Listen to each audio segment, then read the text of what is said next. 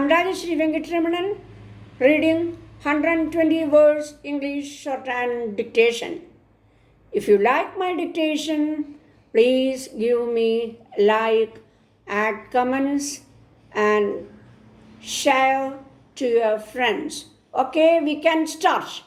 Dear friends, for much too long we have blamed the Indian worker for his low level of productivity and the deteriorating industrial relations climate for the slow growth of the Indian industrial sector. There continues to be a stalemate on both these counts, and there is no sign of any major intervention aimed at improving either the Indian worker or the climate of industrial relations. This is notwithstanding the current drive for productivity and quality, which is based entirely on exhortations. Despite all this, the nation has decided to embark upon a journey to the 21st century, setting before itself the Herculean task of meeting the challenge of competition both at home and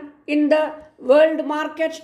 Apparently, either the earlier criticism of the Indian worker and of the industrial relations climate was unjustified, or the goal of developing the Indian industrial relations climate was unjustified, or the goal of developing the Indian industrial sector to a level where it can successfully compete in the world market is nothing more than wishful thinking. Perhaps neither of these conclusions is quite valid. The Indian economy has operated during the last 4 decades guided by the twin principles of protection and control, which has so far been justified in the name of socialism. This policy has turned out to be a mixed blessing for the corporate world.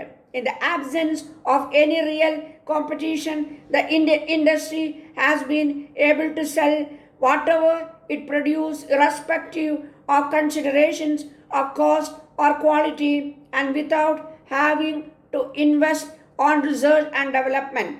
Eventually, a stage was reached when, on the one hand, private industry was not allowed to close down even uneconomic units, while on the other hand, the government was forced to take over the management of sick units. The new economic policy of the Indian government is meant to change the situation. The existing policy based on protection and control is being replaced by a new policy aimed at exposing the Indian economy to the market forces of internal as well as external competition. This will result in, among the other things, better management, technological innovations, and newer methods of production, for which the new policy provides ample incentives and opportunities.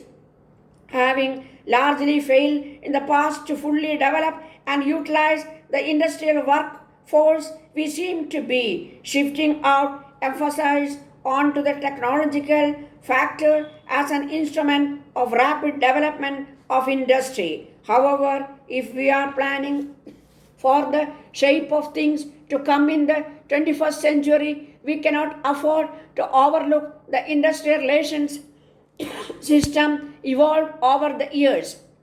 The long-term success of the new economic policy will depend, in other words, on our ability to link this policy with a new labor policy. Without such integration, it seems unrealistic to expect optimum results in terms of efficiency and productivity in the industrial sector. I am of the view that most of the problems afflicting the industrial relations system in India are in some way or the other connected with trade unions. Hence, no major improvement in the industrial relations climate is possible unless we have resolved the problem relating to the trade union movement in India.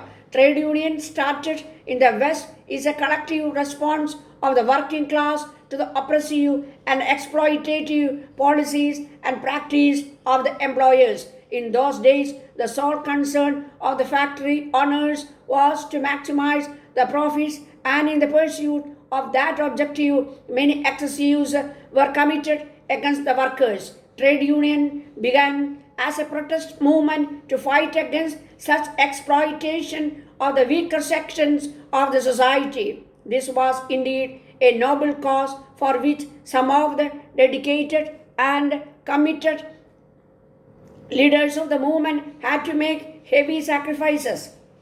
All that is past history insofar as urban industrial labor is concerned. The trade union movement started with the blue collar factory workers but was gradually extended to the white collar clerical staff and later to supervisory staff and in some cases even to the managerial employees. To begin with, trade unions were confined only to factories and other making organizations. In course of time, however, the scope of trade union movement became so extensive as to include non-manufacturing, non-commercial and even non-profit organizations like hospitals, municipal bodies, government departments, colleges, universities and research institutions. The concept of oppression and exploitation that were relevant to the either earlier days of trade union movement have become largely irrelevant under the changed environment,